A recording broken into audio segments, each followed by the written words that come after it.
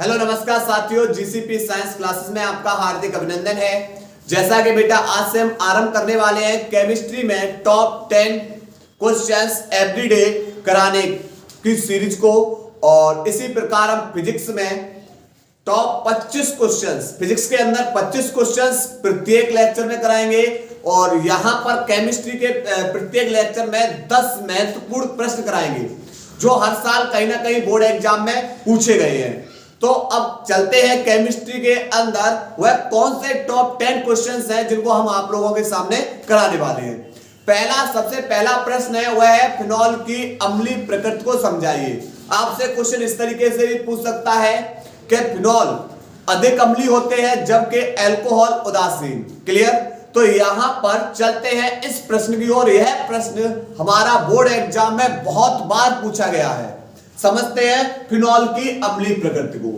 तो फिनॉल होता है यानी बेंजीन के ऊपर जब हम OH को जोड़ देंगे, बेंजीन के ऊपर हम किसको जोड़ देंगे? OH को जोड़ देंगे, तो ये क्या बन जाएगा? यह बन जाएगा फिनॉल। क्या बन जाएगा? फिनॉल। लेकिन यह जली विलयन में, किसमें? जल में, यह क्या करेगा? अपना एच त्यागेगा। जली विलयन के अंदर ये क्या करेगा? अपना एच त्यागेगा, और एच त्याग करेगा क्या बना देगा? Phenoxide ion. क्या बना देगा?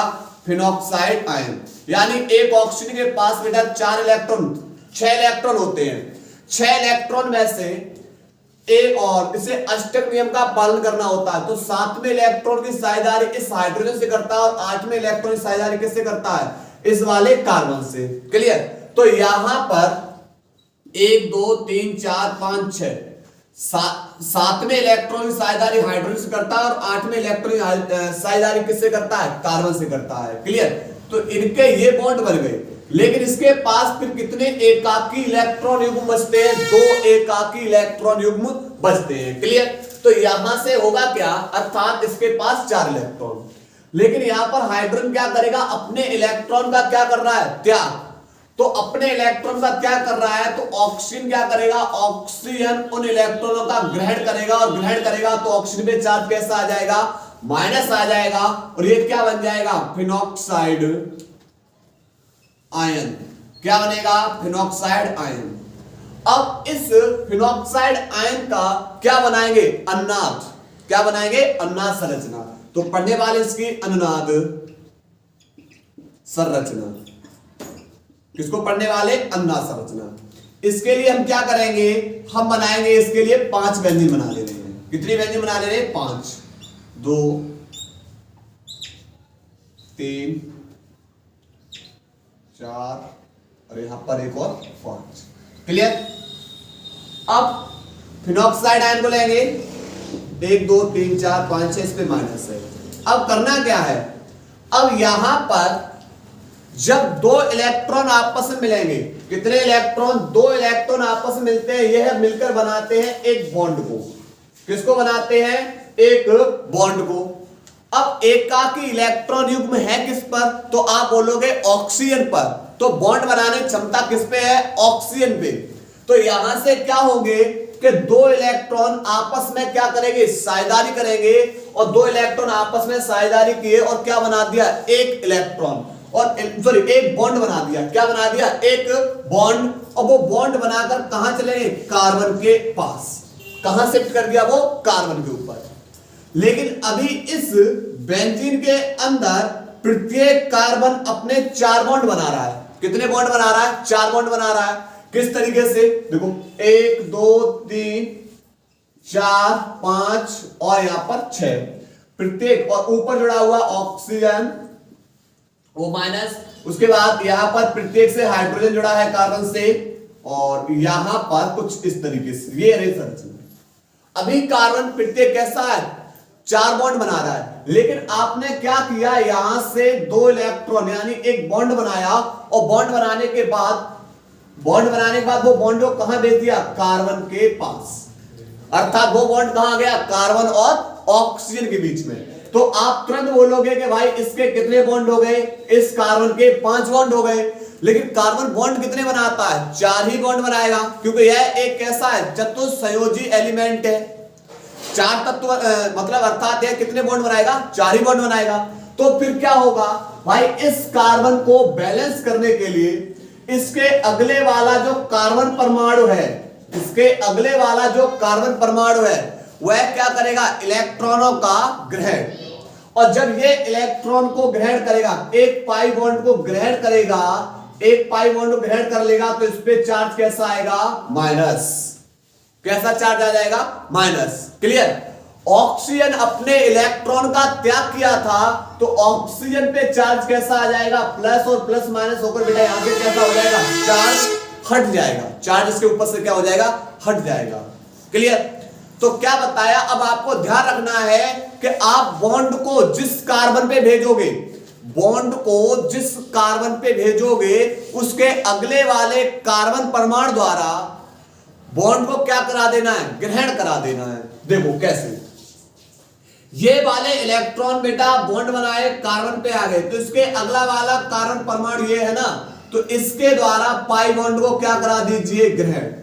और जब पाई बॉन्ड को ग्रहण कराओगे तो इस पे चार्ज आ जाएगा माइनस। ऊपर बेटा ऑक्सीजन 1 2 3 और 1 4 इलेक्ट्रॉन का त्याग किया है, इसलिए इस पे चार्ज कैसा आ जाएगा, प्लस। और प्लस आ जाएगा तो इस पे चार्ज पहले से ही माइनस है, तो प्लस माइनस क्या हो जाएगा, हट जाएगा। और यहां पर ये रहा बॉन्ड। बॉन्ड जरूर ध्यान रखना है। उसके बाद इतना काम करने के बाद जैसे बॉन्ड लगे हैं वैसे ही लगा देना, जैसे बॉन्ड लगे हुए हैं वैसे ही लगा देना। अब एक चीज बताओ, ये माइनस चार्ज कब आया हुआ है, आप बोलोगे इसने बॉन्ड को, पाई बॉन्ड को ग्रहण किया इसलिए, तो इसको क्या करो, पाई बॉन्ड को बेटा क्या करो, आगे वाले कार्बन पे भेज दो। यानी आगे वाला कार्बन बेटा कौन सा पे है, यही तो है। जब इस वाले कार्बन पे बॉन्ड आ जाएगा तो इसके अगला वाला, ये वाला जो पाई बॉन्ड है वो कहां ग्रहण करा दीजिए, इसके अगले वाले कार्बन परमाणु पर। जब ये पाई बॉन्ड इस वाले कार्बन पे आएगा तो इस पाई बॉन्ड को अगले वाले कार्बन परमाणु द्वारा ग्रहण करा दीजिए, अर्थात इस पे माइनस आएगा। ये बॉन्ड जैसा लगा है वैसे लगे रहने देना है। ऊपर डबल बॉन्ड है, ऑक्सीजन 1 2 3 4, ठीक है। इसके बाद फिर इस पे चार्ज कैसा आया है, माइनस आया है, तो फिर क्या करोगे, इस पाई बॉन्ड को आगे भेजो। जो ये ग्रहण किया हुआ बॉन्ड ही घूम रहा है, इस पाई बॉन्ड को जैसे ही आगे भेजा तो अब ये कहां जाएगा, इस वाले कार्बन परमाणु पे। बॉन्ड यहां आ जाएगा, तो जब बॉन्ड यहां इस वाले कार्बन परमाणु पे आ जाएगा तो इसके अगले वाला कार्बन परमाणु है ये है, उसे क्या करा देंगे, ये वाला पाई बॉन्ड ग्रहण करा देंगे। तो इस पे चार्ज कैसा आ जाएगा, माइनस। और जैसे बॉन्ड शेष लगे हुए हैं वैसे ही लगा दो, ये बॉन्ड जहां लगा हुआ है वैसे लगा दो। क्लियर। इसके बाद अब क्या होगा कि फिर से बेटा अब इस वाले कार्बन परमाणु पे माइनस आया हुआ है, मतलब क्यों, क्योंकि बॉन्ड को ग्रहण किया है। तो बॉन्ड को बेटा क्या कर दो, आगे वाले कार्बन पे इस पर शिफ्ट कर देंगे। जैसे बॉन्ड बेटा इस पे शिफ्ट कर देंगे, उसके बाद ये बॉन्ड जैसे लगा वैसे लगा दो, ये जहां लगा हुआ है वैसे लगा दीजिए। क्लियर। तो अब होगा क्या कि फिर से कार्बन के कितने बॉन्ड हो गए, 5 बॉन्ड हो गए। तो फिर क्या होगा कि भाई जो इलेक्ट्रॉन ऑक्सीजन से लिए थे बॉन्ड के रूप में, जो इलेक्ट्रॉन ऑक्सीजन से लिए थे बॉन्ड के रूप में, वह पुनः फिर से बेटा क्या कर देगा, इलेक्ट्रॉनों को वापस कर देगा। तो यहां से ऑक्सीजन के पास फिर से बेटा कौन आ जाएंगे, इलेक्ट्रॉन। क्लियर। और आप इस संरचना को बेटा किधर से भी बना सकते हो, इस संरचना को किधर से भी बना सकते हो। देखो बॉन्ड यहां था और घूमकर कहां पहुंच गया, इस वाले कार्बन पर आ गया। क्लियर। अर्थात इसका क्या बना, अनुनाद संरचना। तो आप संरचना 2 में देखेंगे, इलेक्ट्रॉन ग्रहण किया गया है, तीसरे पर देखेंगे पैरा स्थिति पर बेटा इलेक्ट्रॉन ग्रहण किया गया है, और चौथी चित्र में देखेंगे कि उसमें फिर से ऑर्थो स्थिति पे इलेक्ट्रॉनों को ग्रहण किया गया है। क्लियर। तो यहां पर क्या हुआ कि इसके अनुनाद स्थायित्व के कारण ये कैसा हो जाता है, अधिक अम्लीय हो जाता है। तो आप इसके बारे में कैसे लिखेंगे, लिखेंगे फिनॉल अधिक अम्लीय होता है, फिनॉल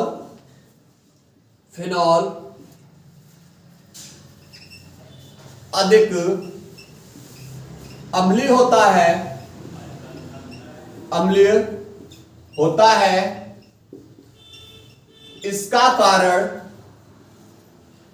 कारण यह है कि फिनॉल फिनॉल जलीय विलयन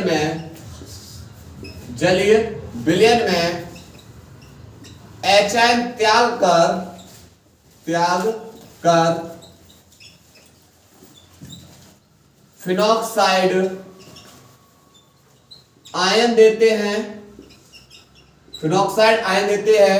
जो अनुनाद स्थायित्व के कारण अधिक अम्लीय हो जाता है,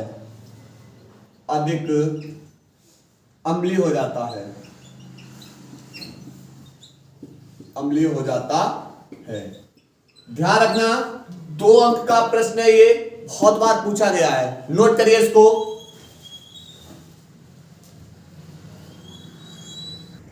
इसके बाद बेटा अगला प्रश्न, सेकंड नंबर प्रश्न, वो है हमारे इलेक्ट्रॉन स्नेही अभिक्रिया। सेकंड नंबर प्रश्न है इलेक्ट्रॉन स्नेही अभिक्रिया।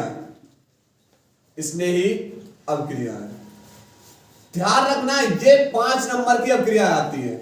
2 नंबर का प्रश्न हमारा अम्लीय प्रकृति का हो गया, 5 अंक का प्रश्न ये है यहां से। अब भाई इलेक्ट्रॉन स्नेही अभिक्रिया मैंने बोला आपसे किसी की पूछ सकता है, आपसे पूछ लेगा बेटा बताओ हेलो एरिन की इलेक्ट्रॉन स्नेही अभिक्रिया बताओ, किसकी पूछ सकता है? हेलो एरिन की अभिक्रिया, इलेक्ट्रॉन स्नेही अभिक्रिया पूछे आपसे बेटा फिनॉल की अभिक्रिया, फिनॉल की इलेक्ट्रॉन स्नेही अभिक्रिया पूछे, या आपसे बेटा एनिसोल की इलेक्ट्रॉन स्नेही अभिक्रिया पूछे, तो इसके अंदर अभी हम पढ़ के आए हैं अनुनाद स्थायित्व को। तो अनुनाद स्थायित्व में फिनॉल के अंदर देखा गया था कि भाई के कहां कहां पर इलेक्ट्रॉन को ग्रहण किया गया है, तो आप बोलोगे एक तो ऑर्थो स्थिति पे, उसके बाद एक पैरा स्थिति पे, और फिर से बेटा किस पे? ऑर्थो स्थिति पे इलेक्ट्रॉन को क्या किया गया है? ग्रहण किया गया है। कहां कहां ग्रहण किया गया है? ऑर्थो, पैरा और ऑर्थो, इन स्थितियों पर इलेक्ट्रॉनों को क्या किया गया था? ग्रहण किया गया था। तो इन पर जोड़ना है इलेक्ट्रॉन रागी समूह। आपसे पूछ लिया जाए बताओ इनके इलेक्ट्रोफाइल, इंग्लिश में क्या बोलेंगे? इलेक्ट्रोफाइल समूह पूछ सकते हैं आपसे। तो यहां पर ध्यान रखना है इलेक्ट्रॉन रागी समूह अर्थात ऑर्थो और पैरा स्थितियों पर हमें जोड़ना है धनात्मक समूह को। किसको जोड़ना है? ऑर्थो और पैरा स्थितियों पर हमें जोड़ना है धनात्मक समूह को। अब चाहे आपकी हेलो एरिन हो, चाहे आपका फिनॉल हो, चाहे आपका एनिसोल हो, क्लियर?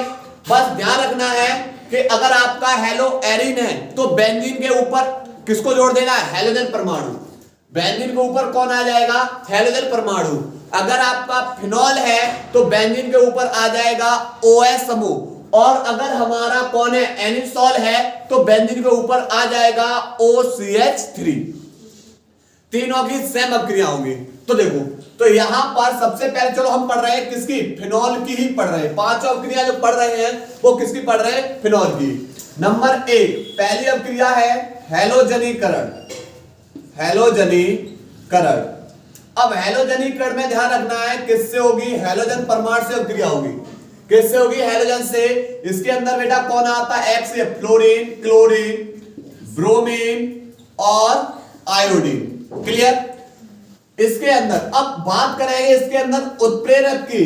ध्यान रखना इनमें कहीं भी अगर हैलोजनीकरण शब्द आ जाए तो ध्यान रखना उत्प्रेरक आप लिख लेंगे Fe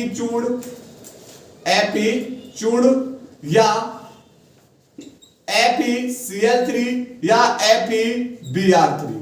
ठीक है? और यहां पर जब भी हैलोजनीकरण आएगा, अब सुनो कैसे कराते हैं। सबसे पहले फिनॉल की अभिक्रिया किससे करा रहे हैं? क्लोरीन के साथ। उत्प्रेरक हमने लिख दिया Fe चूर्ण। अगर ये उत्प्रेरक लिखा है ध्यान रखना, क्योंकि ये बहुत बार ऐसी अभिक्रिया पूछी गई हैं और हर साल कहीं ना कहीं पूछी जाती है।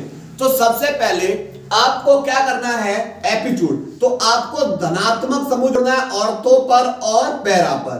तो हमने ऑर्थो और पैरा स्थिति की क्या दर्शा ली? H को प्रदर्शित कर लिया है। किसको? ऑर्थो और पैरा स्थिति। अब बात करेंगे क्लोरीन की। तोड़ना चाहिए, क्लोरीन को तोड़ के आना चाहिए भाई। कैसे? क्लोरीन को लिख सकते हैं Cl और Cl।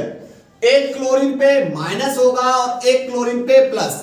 जब बेटा साझेदारी करते हैं, दोनों क्लोरीन पे ऋणात्मक होते हैं, साझेदारी करते हैं, लेकिन जब इनके बीच में बॉन्ड बन जाता है, सहसंयोजक बॉन्ड के बाद जब इनके बीच में विदलन करते हैं, तो एक क्लोरीन प्रबल हो जाती है और एक क्लोरीन कैसी हो जाती है? दुर्बल हो जाती है। क्लियर?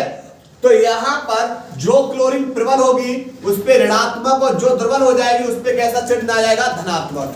अब इस धनात्मक समूह को एक बार ऑर्थो पर और एक बार पैरा पर, तो पहली बार में अल्प उत्पाद और दूसरी बार में कैसा बनेगा? मुख्य उत्पाद। तो यहां पर ये Cl जोड़ दिया, प्लस एक बार कहां जोड़ना है? पैरा स्थिति पर। कहां जोड़ना है? पैरा स्थिति पर।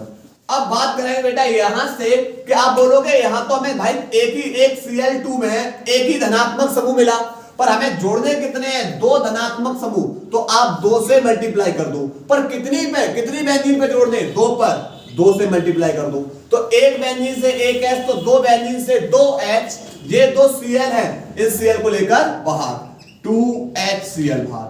तो इसका नाम हो जाएगा ऑर्थो क्लोरोफिनॉल और इसका नाम हो जाएगा पैरा क्लोरोफिनॉल। पहली अभिक्रिया ध्यान रखना। अब यहीं से एक अभिक्रिया और पूछता है, एक अभिक्रिया और पूछता है किसके अंदर? एक फिनॉल के अंदर यही कहानी पूछेगा और किसके अंदर पूछेगा? एनिसॉल। इन दो के अंदर आपसे बोल दिया जाए भाई कराओ इनकी ब्रोमीन जल से क्रिया। किससे कराओ? ब्रोमीन जल से क्रिया। मान लिया ब्रोमीन जल के साथ क्रिया करानी, यहां Cl2 ले लिया और उत्प्रेरक अब क्या बोल दिया? ब्रोमीन जल। उत्प्रेरक क्या बोल दिया? ब्रोमीन जल। तो ध्यान रखना यह एक ध्रुवीय विलायक है। कैसा है? ध्रुवीय विलायक है, जबकि यह हमारे कैसा है? अध्रुवीय विलायक है। तो अब कहानी क्या होगी? आपको एक ही बार में ऑर्थो, एक ही बार में ध्यान रखना, ऑर्थो पैरा और ऑर्थो पर धनात्मक समूह को जोड़ना है। एक ही बार में ऑर्थो पैरा ऑर्थो पर किसको जोड़ना है? धनात्मक समूह। कहां पर? आप फिनॉल और एनिसॉल। उत्प्रेरक ध्यान रखना है ब्रोमीन जल। तो यहां पर जोड़ेंगे भाई। अब कितने धनात्मक समूह चाहिए? आप बोलोगे 3 धनात्मक समूह। तभी क्यों? क्योंकि ऋणात्मक चिन्ह कहां आया? Ortho para ortho. इन्हीं पर बेटा कौन जुड़ेंगे? इलेक्ट्रॉन आकर्षी समूह। क्लियर? और उसके बाद अब भाई 3 धनात्मक समूह चाहिए, पर एक Cl2 में एक ही धनात्मक समूह है, 3 से मल्टीप्लाई। अब बची भाई, अब बोलोगे 3H, बची 3 Cl को लेकर बाहर, अर्थात 3HCl। तो इसका नाम हो जाएगा 2,4,6 ट्राई क्लोरो। यहां ब्रोमो हो सकता है, बियार से करा सकते हैं फिनॉल।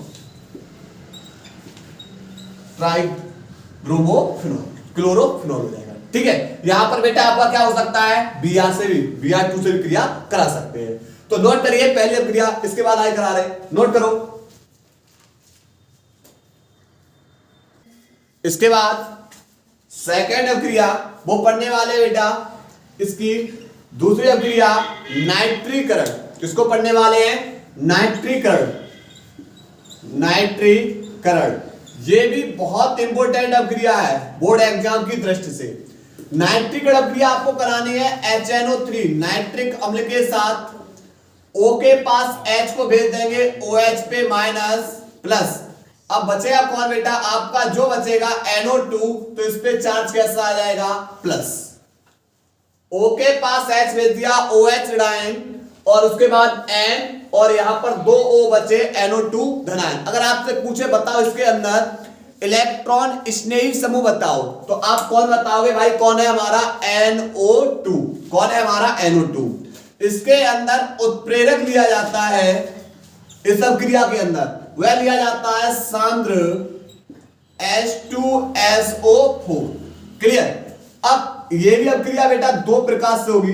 पहले आपसे पूछ लिया जा सकता है भाई तनु HNO3। यहां पर आपसे कौन ले लिया जा सकता है भाई? बताओ कि इसकी अभिक्रिया करा रहे हैं हम तनु HNO3 के साथ। कौन सा वाला है? तनु HNO3 के साथ। उत्प्रेरक सांद्र H2SO4। जब आपका शब्द यहां तनु आएगा, बोलेगा यहां पर, जब आपको क्वेश्चंस बोलेगा तो आपको शब्द बोलेगा कि तन HNO3, तो जब भी आप तनु HNO3 के साथ क्रिया कराओगे तो धनात्मक समूह को केवल जोड़ना है ऑर्थो पर और दूसरी बार में कहां जोड़ना है? पैरा पर। क्लियर? तो दो यहां पर। तो जब धनात्मक समूह HNO3 में आपको कौन मिला है कि आप बोलोगे इसमें जो धनात्मक समूह मिला हुआ है वह कौन है? हमारा NO2। एक बार ऑर्थो पे अल्प उत्पाद बनेगा प्लस दूसरी बार में इसका क्या बनेगा? मुख्य उत्पाद। यानी अब धनात्मक समूह कहां जोड़ दो? पैरा पर एक चीज बोलो कि भाई एक HNO3 में केवल एक ही तो धनात्मक समूह, एक ही तो NO2 मिलेगा, पर हमें NO2 चाहिए कितने? दो, तो आप दो से मल्टीप्लाई कर दो। पर हमें NO2 कितनी बेंजीन पे जोड़े हैं? दो पर जोड़े हैं, इसलिए यहां पर दो से मल्टीप्लाई। अब एक H OH को लेकर बाहर, तो दो HNO3 में दो OH, अर्थात 2H किसको लेकर बाहर हो जाएगा? OH। और ये किसका फॉर्मूला है? जल का। इन दोनों के नाम में एक साथ लिख रहा हूं, दोनों के नाम। इसका नाम हो जाएगा ऑर्थो, इसका नाम हो जाएगा ऑर्थो, और इसका नाम क्या हो जाएगा? Para nitrophenol. Para nitrophenol. Clear? Ortho पे NO2 समूह है, ऑर्थो नाइट्रोफिनॉल। पैरा पे बेटा नाइट्रो समूह है, तो इसलिए पैरा नाइट्रोफिनॉल। तो ऑर्थो व पैरा, ठीक है, ऑर्थो व पैरा नाइट्रोफिनॉल, दोनों के नाम बेटा ध्यान रखना, कंफ्यूज हो जाओ आप लोग, ठीक है। इसी प्रकार अब सेकंड अभिक्रिया बेटा क्या है? सेकंड अभिक्रिया आपसे बोल दिया गया भाई अब ये तनु नहीं है, अब मैं ले रहा हूं सांद्र HNO3। किसको ले रहा हूं? सांद्र HNO3 के साथ क्रिया। वेरी इंपॉर्टेंट अभिक्रिया ये वाली। OH और उत्प्रेरक, और कौन सा वाला ले रहा हूं बेटा? सांद्र HNO3 के साथ क्रिया करा रहा हूं। उत्प्रेरक हमारा है सांद्र H2SO4। तो अब आप क्या करना है? एक ही बार में ऑर्थो, पैरा और ऑर्थो पे किसको जोड़ोगे? धनात्मक समूह को। और यह क्रिया केवल किसमें दी जाएगी? फिनॉल में। केवल फिनॉल में करना है, ना तो एनिसोल में होगी क्रिया, ना बेटा हेलो एरिन के अंदर। ये वाली ऑर्थो पैरा ऑर्थो वाली। क्लियर? तो ध्यान रखना है इस धनात्मक समूह को ऑर्थो पैरा ऑर्थो पे, ऑर्थो पैरा ऑर्थो पर एक ही बार में जोड़ना है।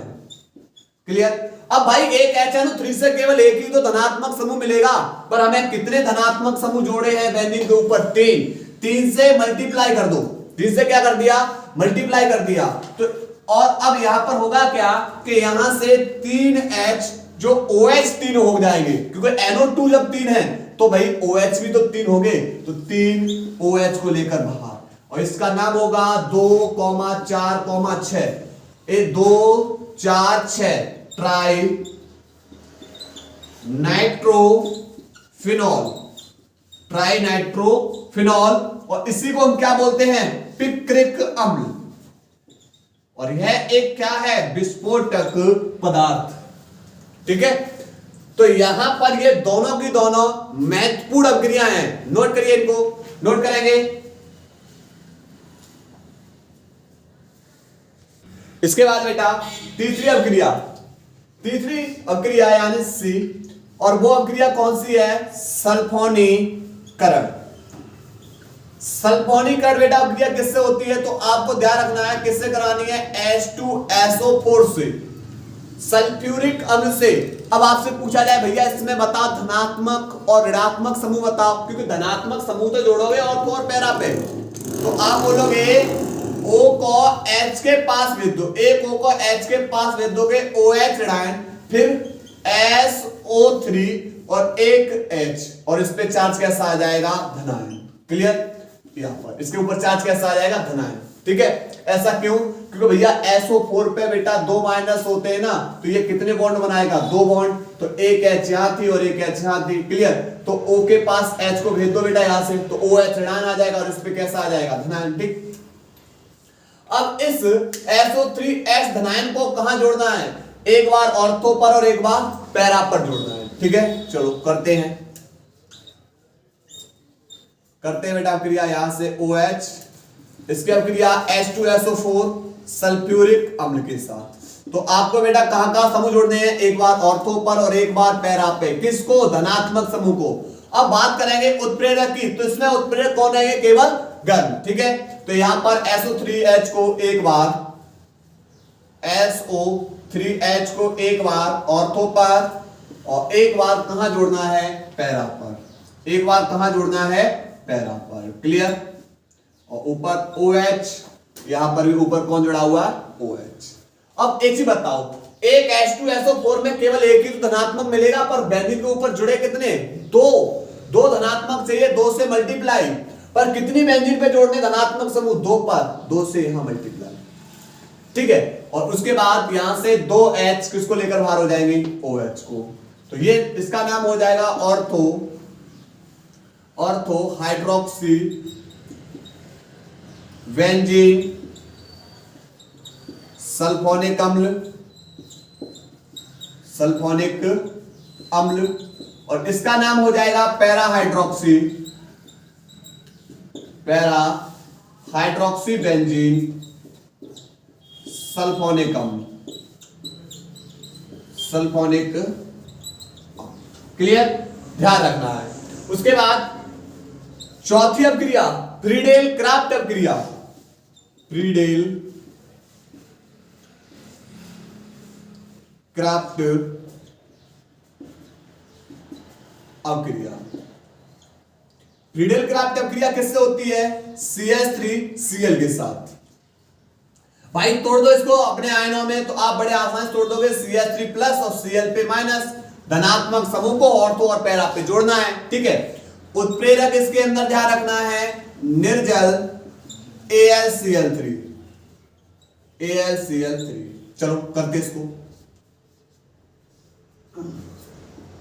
फिनॉल की अपक्रिया मैथिल क्लोराइड के साथ करा दो। चलो जोड़ो बेटा इसको, उत्प्रेरक लिख दो निर्जल AlCl3। तो एक बार धनात्मक समूह को ऑर्थो पे जोड़ना है, एक बार पैरा पे। अब धनात्मक समूह कौन है हमारा? CH3। ऑर्थो और पैरा पे जोड़ दीजिए इसको, ऑर्थो और पैरा पे जोड़ेंगे। यहां पर OH, एक बार ऑर्थो पे धनात्मक समूह प्लस एक बार किस पे जोड़ना है? पैरा स्थिति पे। किस पे जोड़ना है? पैरा स्थिति पर, CH3। ठीक है, अब एक चीज बताओ, 2 धनात्मक समूह चाहिए, 2 से मल्टीप्लाई। बेंजीन 2 पे जोड़ना है, 2 से मल्टीप्लाई, तो यहां 2H और 2Cl को लेकर बाहर, 2HCl। तो इसका नाम हो जाएगा पैरा, इसका नाम पैरा हाइड्रोक्सी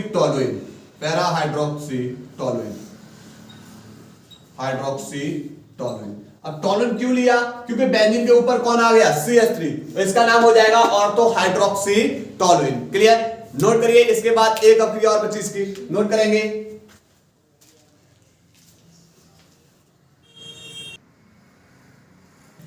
इसके बाद बेटा इसकी लास्ट अपक्रिया, 5वीं अपक्रिया, और 5वीं अपक्रिया है वह फ्रीडेल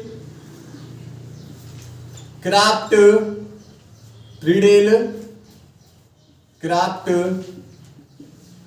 एसिटिलीकरण। 5वीं अपक्रिया कौन सी है? फ्रीडेल क्राफ्ट एसिटिलीकरण। किससे होगी CH3COCl की अपक्रिया।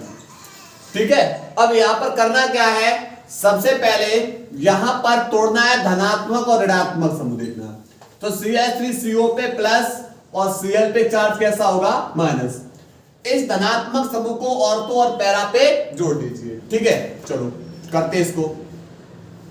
हाँ, इसके अंदर उत्प्रेरक कौन लेंगे? अब बात करेंगे उत्प्रेरक की। तो उत्प्रेरक बेटा आप निर्जल AlCl3। क्लियर? तो यहां पर फिनॉल की अपक्रिया कराएंगे CH3COCl के साथ, उत्प्रेरक निर्जल AlCl3। ठीक है, तो एक बार धनात्मक समूह को ऑर्थो पे जोड़ना, एक बार पैरा पे। ठीक है, एसिटिल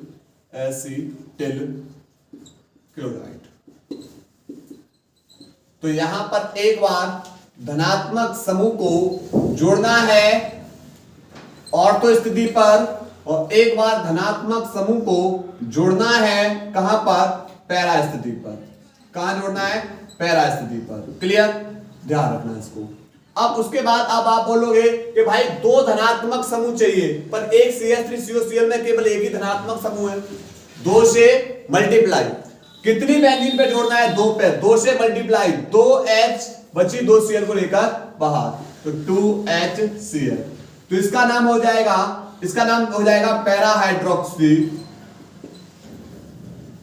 पैराहाइड्रोक्सी एसीटोफिनोन,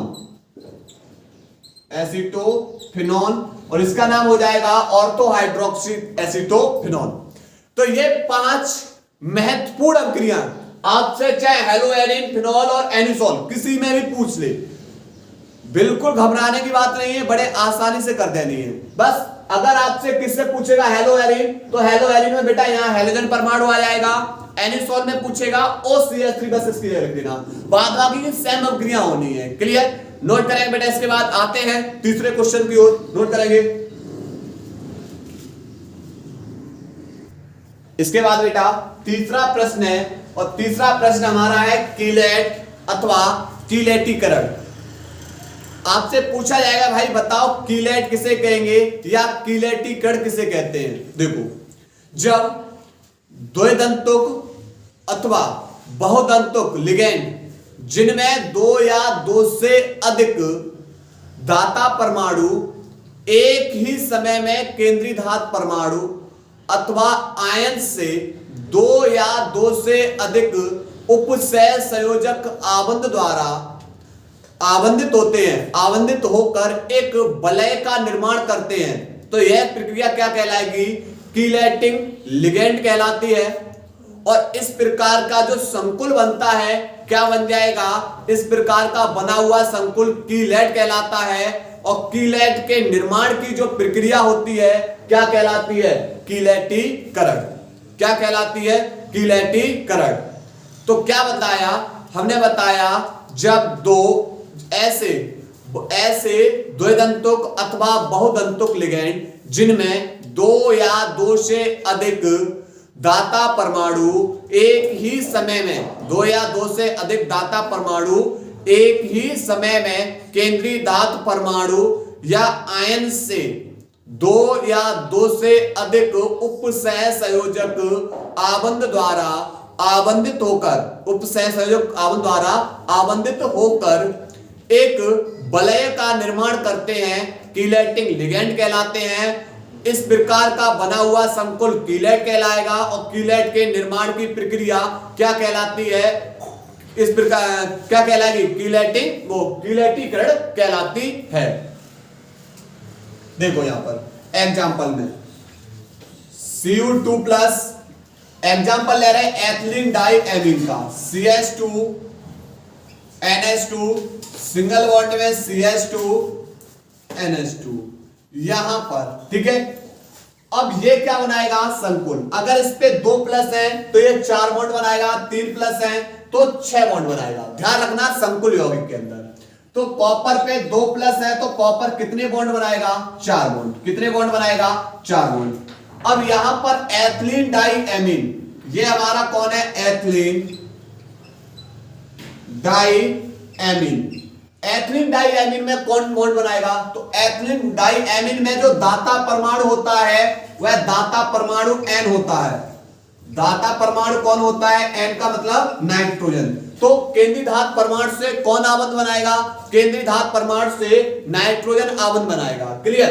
तो यहां पर N NH2 और इससे जुड़ा हुआ है कौन? CH2। NH2 इससे जुड़ा हुआ है CH2। क्लियर? यहां पर इसी प्रकार इधर CH2 NH2 CH2 NH2।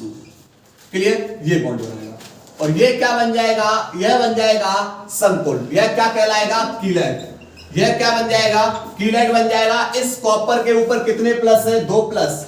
अब भाई 2+ है इसलिए इसके कितने बॉन्ड बनाएगा? 4। पर एक एथिलीन डाई एमीन में 2 नाइट्रोजन दाता परमाणु है, अर्थात 2 ही बॉन्ड बना सकता है। तो इसलिए हमें यहां पर कितने से मल्टीप्लाई कर दिया? 2 से। तो इसका नाम हो जाएगा 2 एथिलीन डाई एमीन है तो बिस एथिलीन डाई एमीन। क्लियर? उसके बाद कॉपर सेकेंड आयन। और ये क्या बन जाएगा, यह बन जाएगा कीलेट। और यह संपूर्ण प्रक्रिया कीलेट के निर्माण की जो प्रक्रिया होगी क्या कहलाएगी, कीलेटीकरण। तो परिभाषा लिखते हैं, परिभाषा लिखेंगे ऐसे द्विदंतुक अथवा बहुदंतुक लिगैंड जिनमें दो या दो से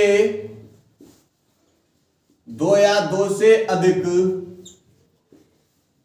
दाता परमाणु एक ही समय में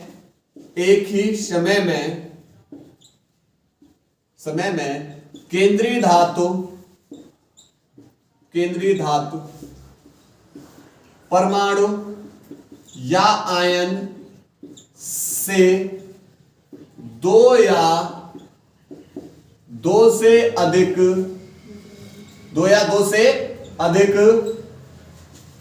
उपशय संयोजक आबंध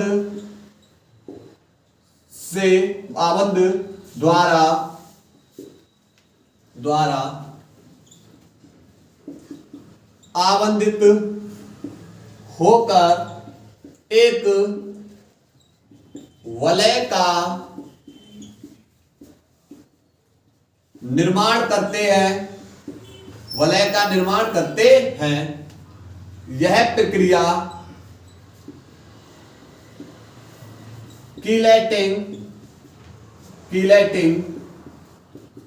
लिगैंड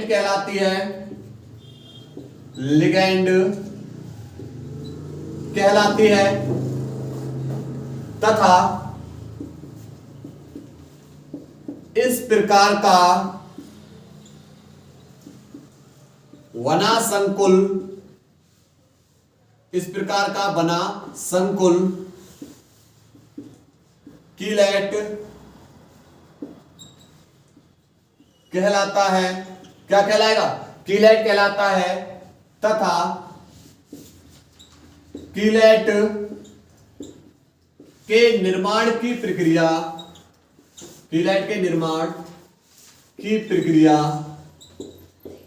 क्या कहलाती है, कीलेटीकरण कहलाती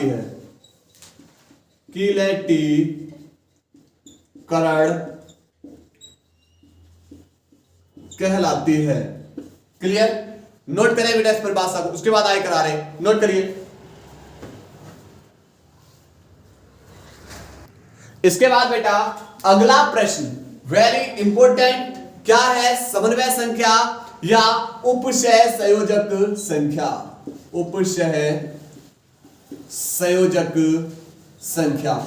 तो आपसे बेटा पूछ लिया जाए, बताओ भैया समन्वय संख्या या उपशय संयोजक संख्या किसे कहते हैं।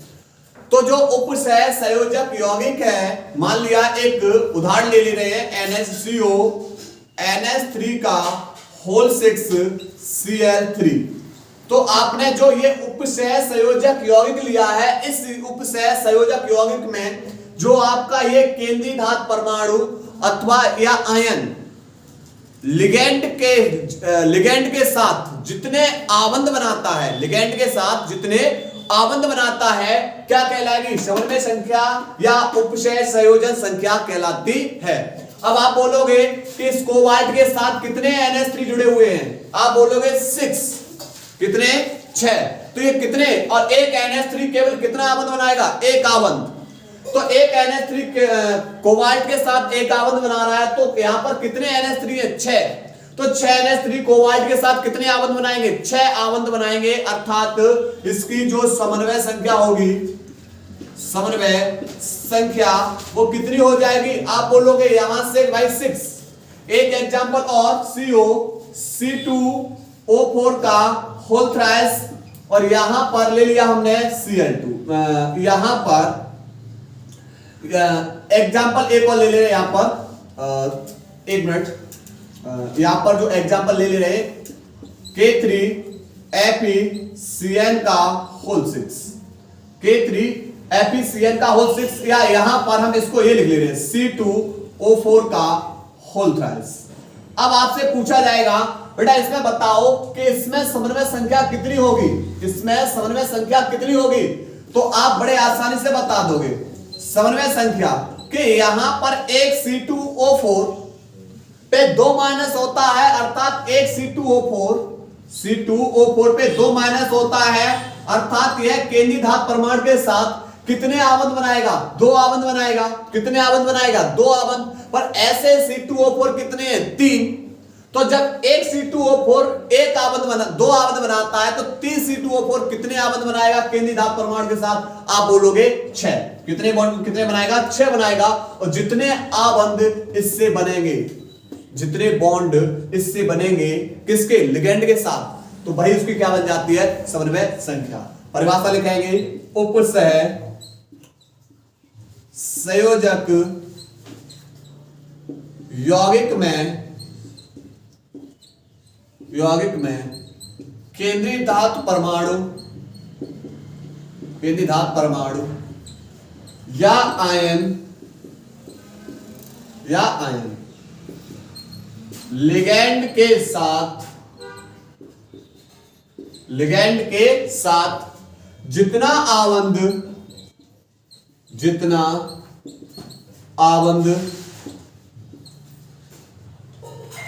जितना उपसह संयोजक आबंध बनाते हैं, उपसह संयोजक आबंध बनाते हैं, क्या कहलाएगी, उसकी समन्वय संख्या कहलाती है। समन्वय संख्या या उपसह संयोजक संख्या कहलाती है। क्लियर, ये होगी इसकी समन्वय संख्या या उपसह संयोजक संख्या। ठीक है, इसी में आपसे बेटा पूछ लिया जाता है, बताओ क्वेश्चन नंबर 5वां है। क्वेश्चन नंबर 5वां आपसे पूछ लिया जाए, बेटा बताओ द्विक लवण किसे कहते हैं। बात करेंगे द्विक लवण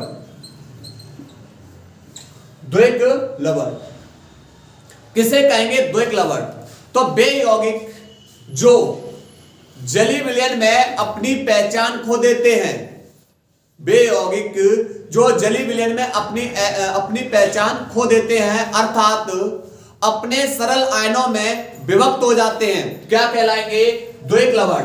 जैसे K2SO4 Al2SO4 का होल थ्राइस 24H2O।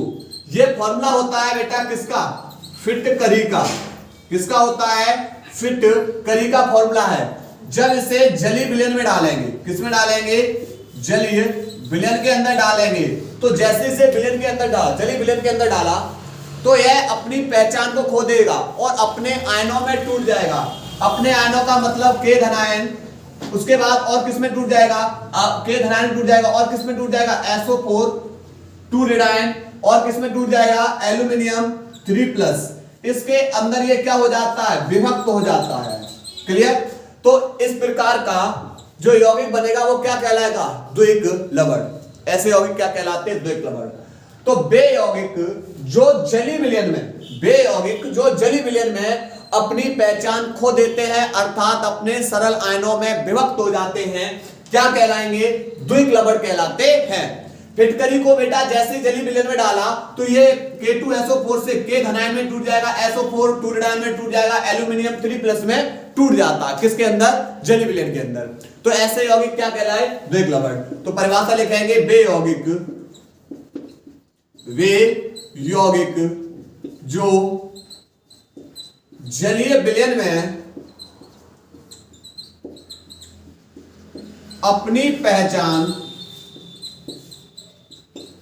खो देते हैं, अर्थात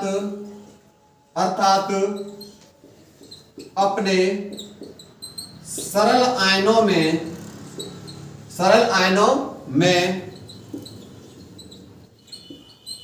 विभक्त हो जाते हैं, क्या कहलाएंगे, द्विक लवण कहलाते हैं, दो एक लवण कहलाते हैं। क्लियर? नोट करेंगे। इसके बाद आए करा रहे, नोट करिए। इसके बाद बेटा अगला टॉपिक है हमारा डीडीटी, क्योंकि डीडीटी भी बहुत बार प्रश्न पूछा गया भाई, डीडीटी के निर्माण की विधि बताओ, डीडीटी को कैसे बनाएंगे। तो डीडीटी सबसे पहले फुल फॉर्म याद होनी चाहिए। डीडीटी का मतलब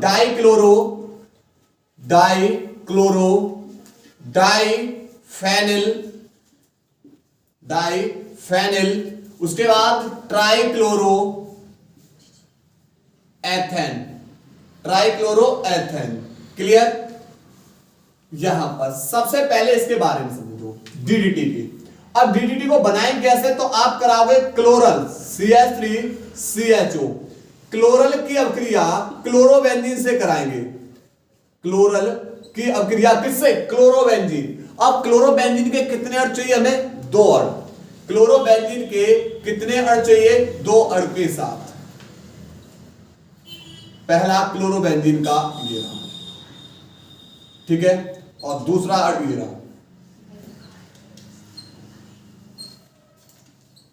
क्लोरोबेंजीन के 2 अणु के साथ। क्लोरोबेंजीन के कितने अणु चाहिए हमें बेटा? 2 अणु, ठीक है। 2 अणु के साथ क्रिया कराएंगे। उत्प्रेरक कौन होगा? सांद्र H2SO4 के साथ गर्म कर देंगे। तो इसकी पैरा स्थिति से किसको दर्शा लेंगे? H को।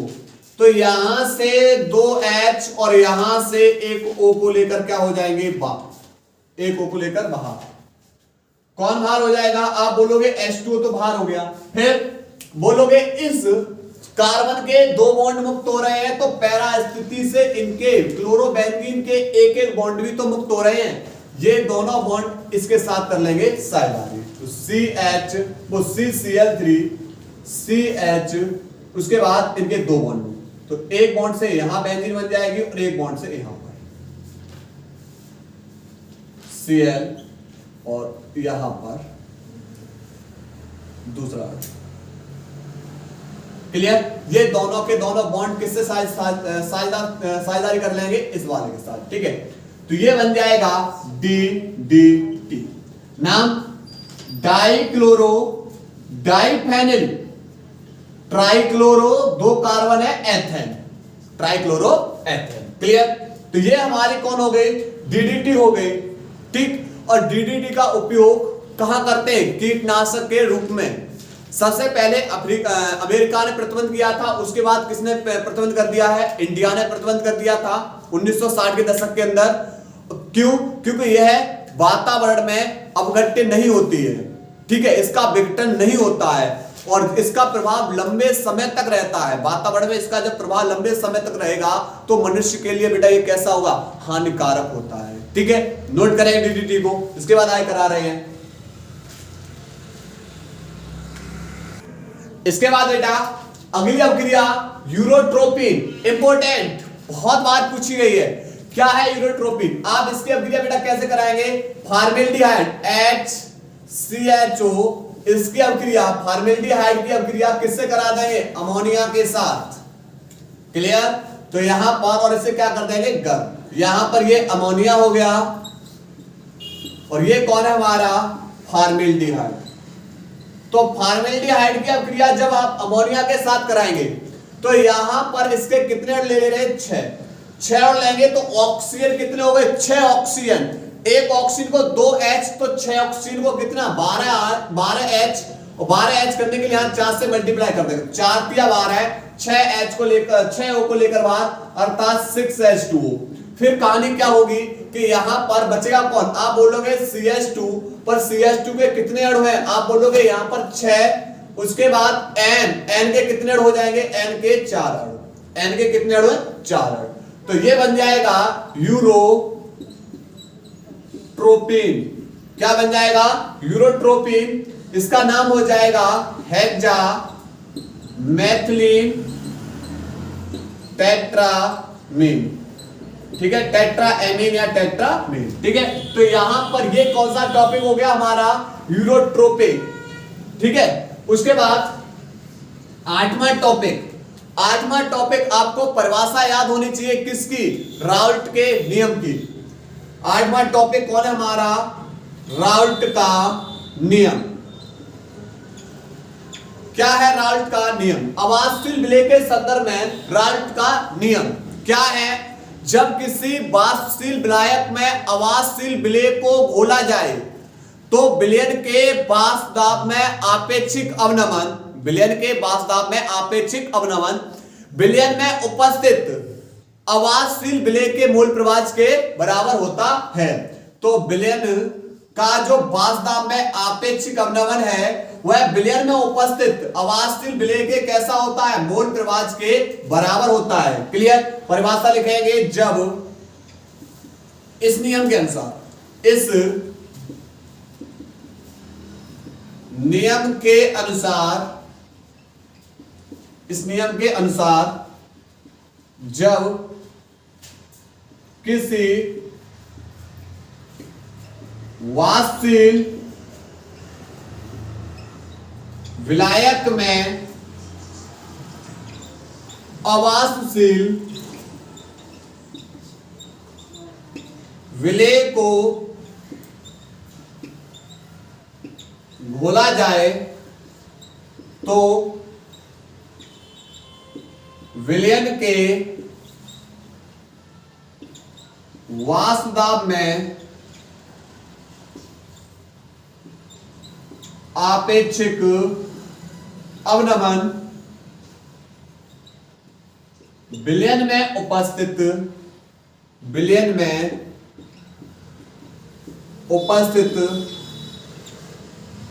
अवाष्पशील विलेय के मोल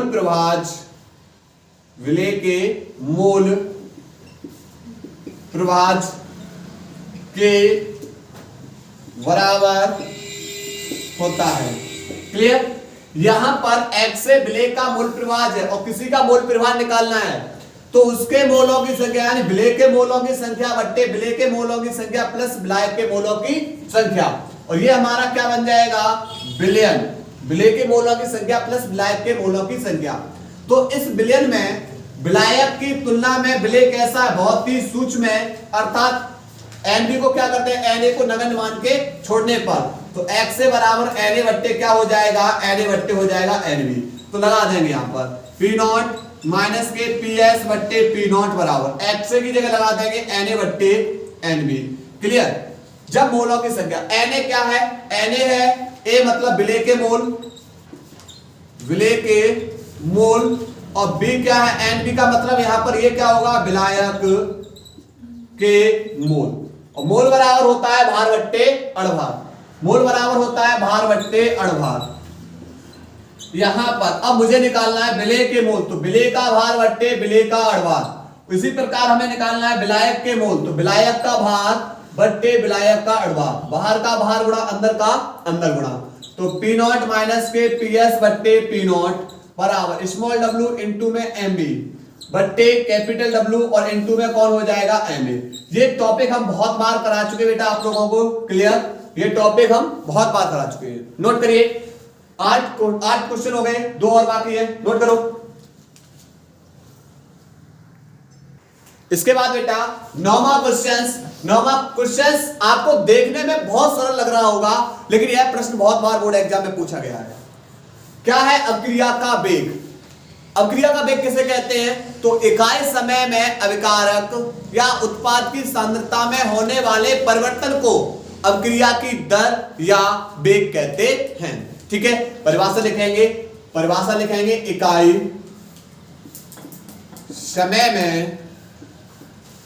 इकाई समय में अभिकारक या उत्पाद की सांद्रता में होने वाले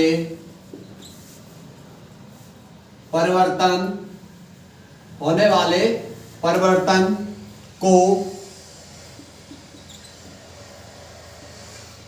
अभिक्रिया की दर या वेग कहते हैं। क्लियर? यहां पर अगर आपसे पूछा जाए भाई अभिक्रिया का वेग निकालिए, अभिक्रिया का वेग बराबर होगा अभिकारक